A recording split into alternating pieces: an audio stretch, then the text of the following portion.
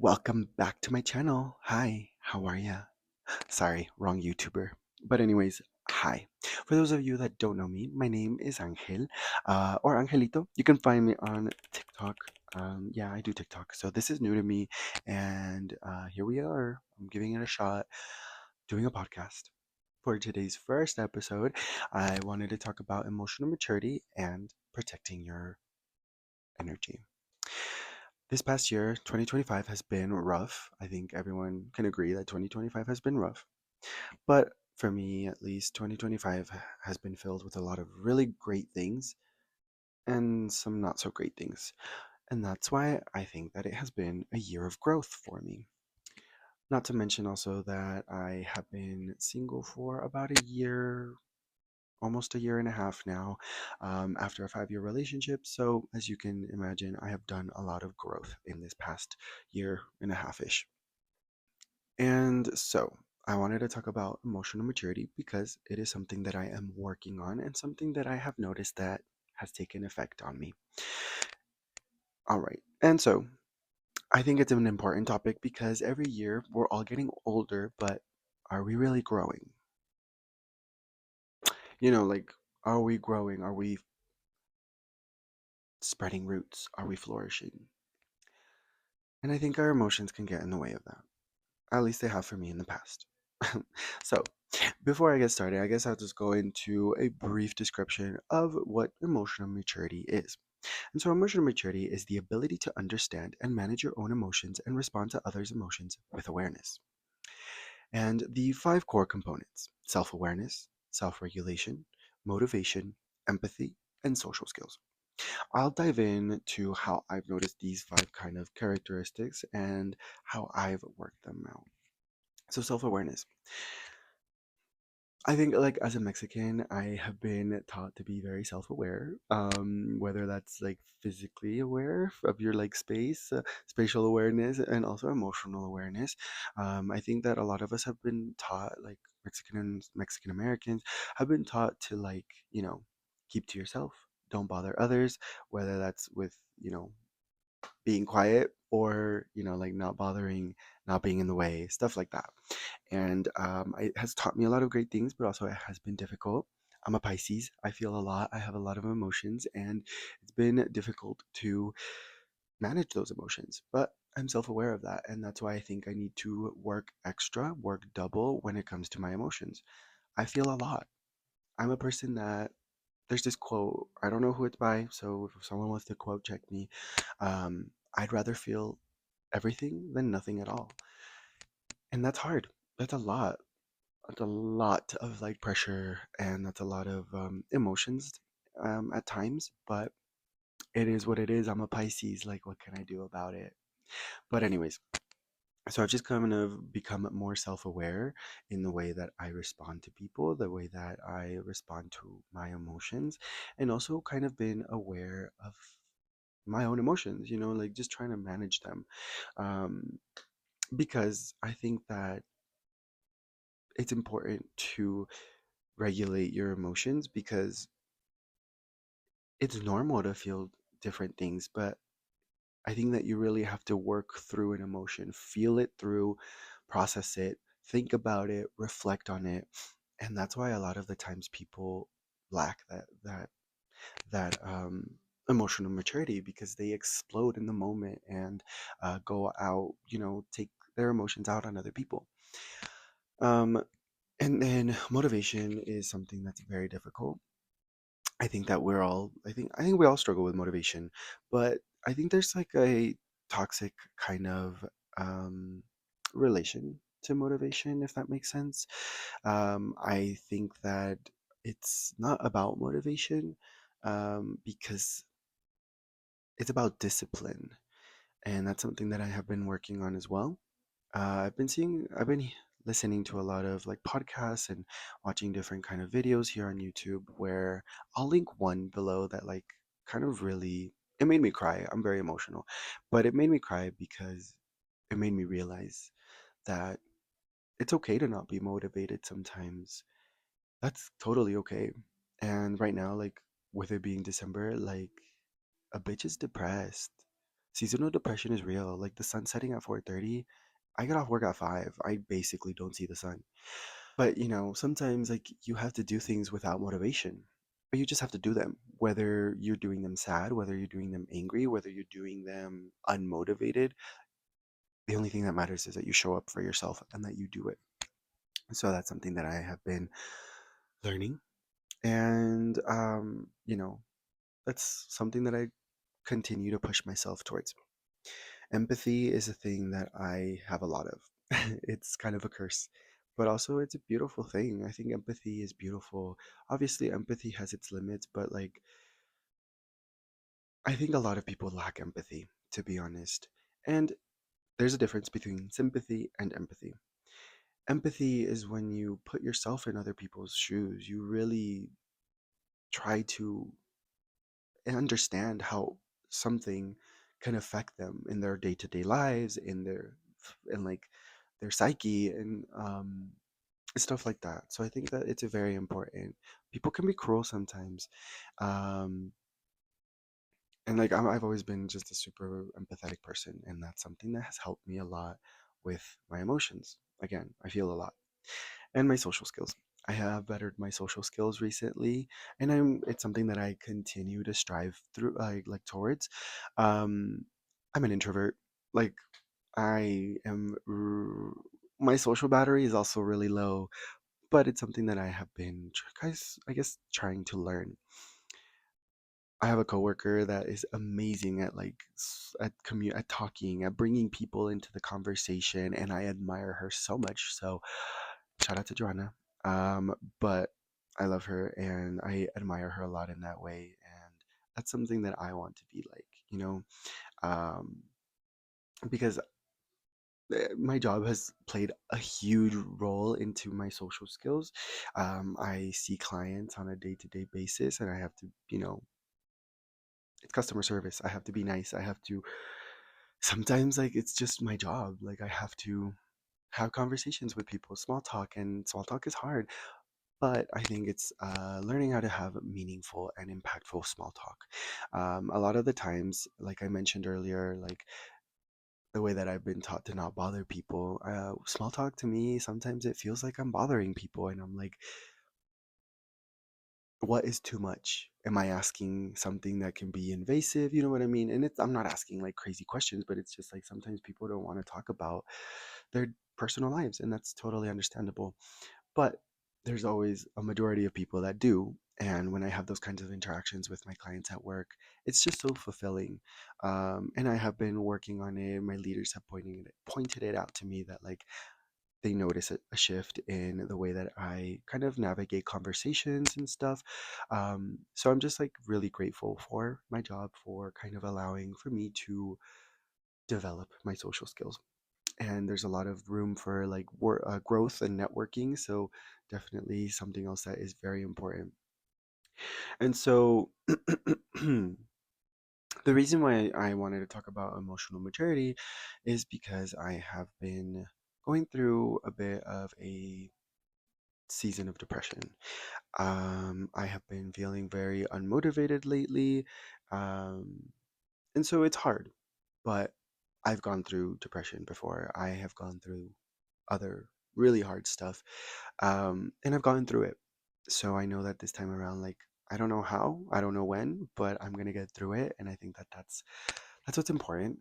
I think that life is filled with moments of happiness, moments of sadness, moments of anger, moments of not feeling motivated, moments of feeling lost. It's all moments. And so, not every day is going to be happiness. And honestly, I feel like happiness isn't real. Like 100%, like being 100% happy is not real. There's always going to be struggles in life. And every time, like right now, all of the things that I am going through, all of the challenges that have me down, once I break through, I'll find new challenges. I'll find new things that bring me down. You know what I mean? Like, that's just how life is. It's a constant cycle, and that's how we grow. That is how we grow. Obviously, not letting these things define you and not letting these things keep you down. So it's very important. Um, and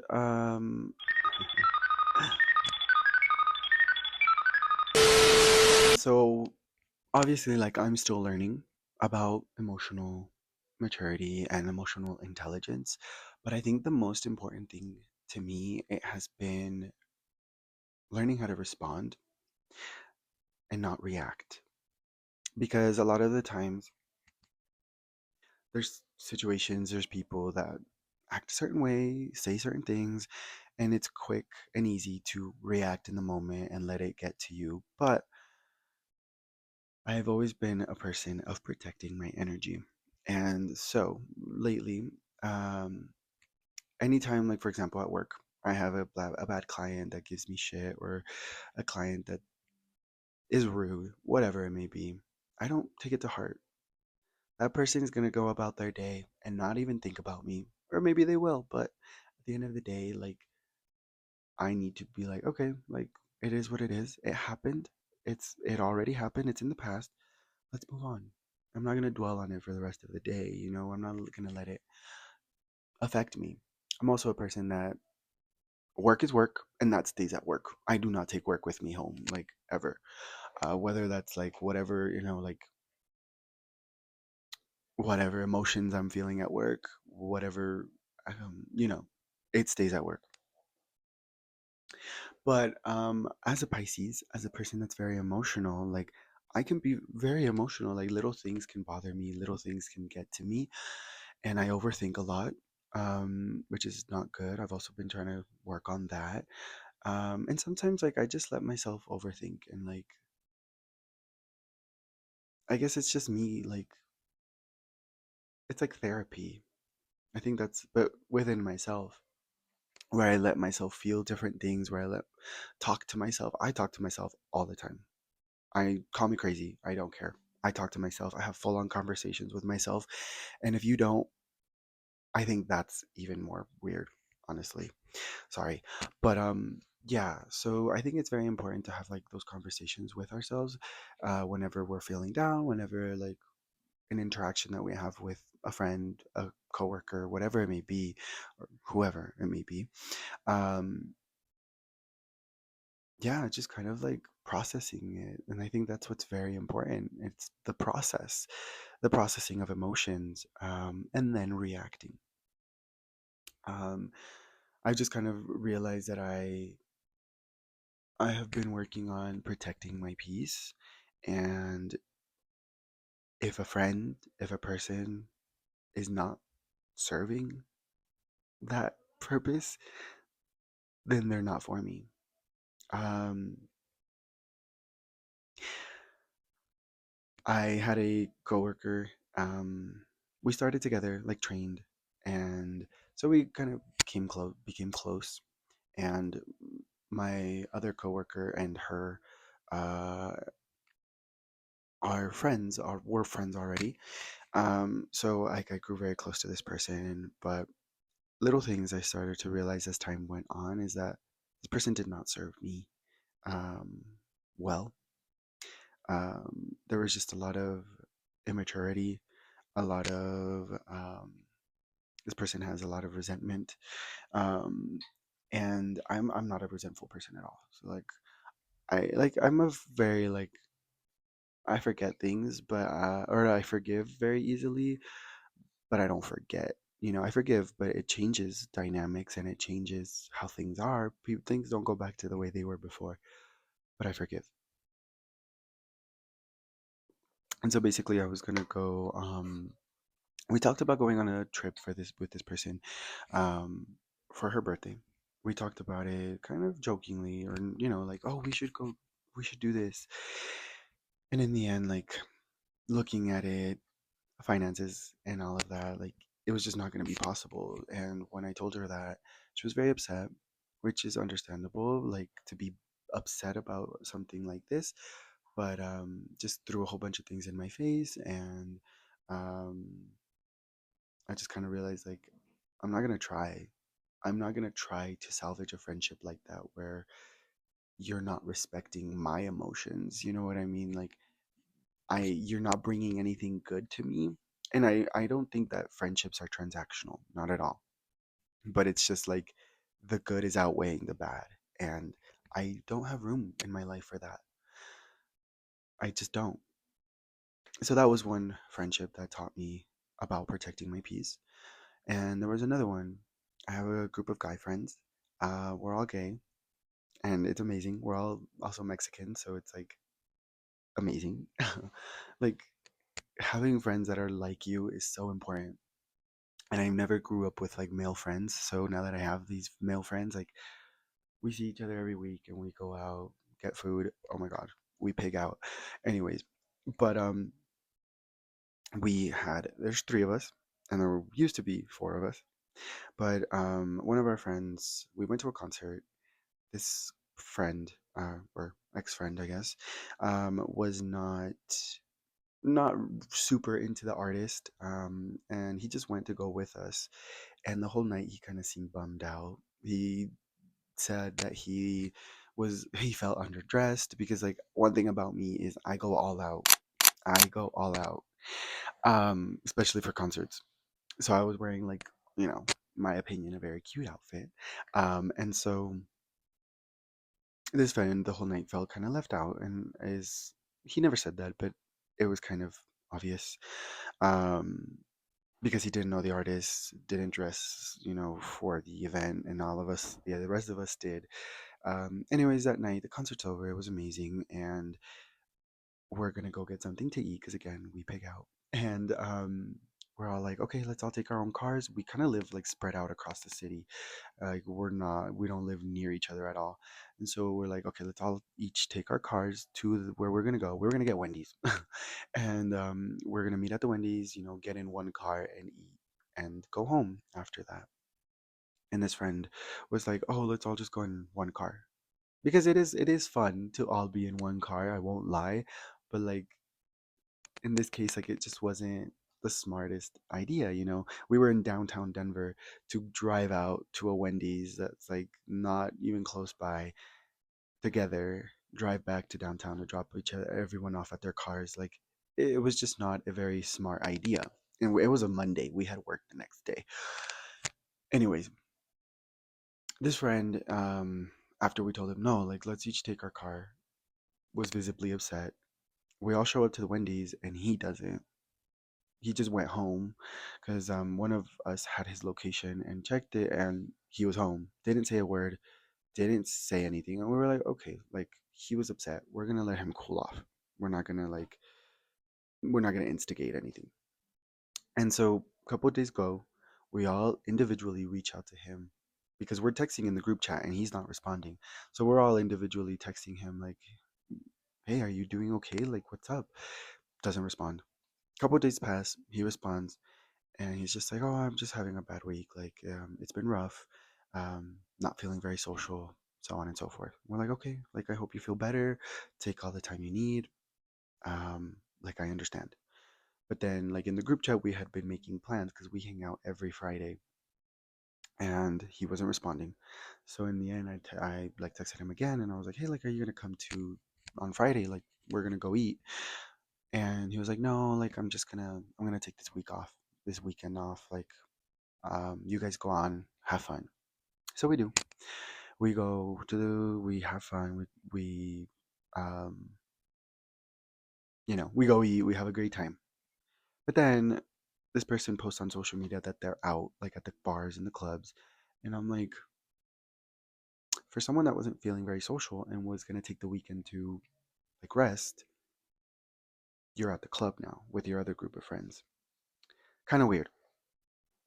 Um, So I was just like, whatever. And at that point, like this person was not responding to the group chat. So we created our own group chat, and um, we were texting there, made plans because this person still wasn't talking to us individually or in the group chat.